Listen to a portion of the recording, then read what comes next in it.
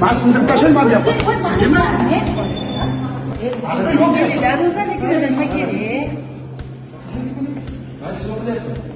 Mana biz ham yoshdik. Aminaxon. Nima bu? Qorni zo'rayaptimi?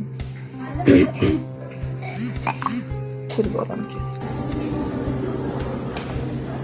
Qizlarim ko'ngli aynib, qusib, ichi o'tib, kechasi bilan uxlaganim yo'q. Bizni bolalarimiz ona antibiotik olyapti. Men shu yoqqacha qizlarimga antibiotik bermaganman, ukol qildirmaganman.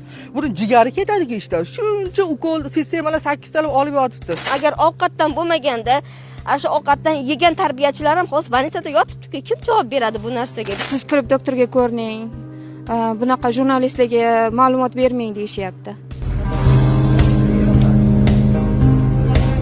Ovqatni bog'chani o'zida qilish kerak. U ovqat Quvasoydan kelar ekan. Quvasoydan kelgan ovqat kerak emas bizga. Isitma tushib, yana chiqyapti. Batamon tuzalib ketgani yo'q hali. Ses xodimlari ham analizlar javoblarini kutyapmiz deyishdi, lekin javob chiqmagunigacha bog'cha ochilmasligi kerak edi.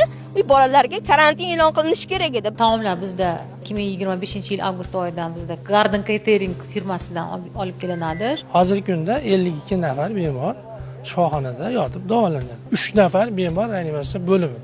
Lekin ahvollari yengil holatda.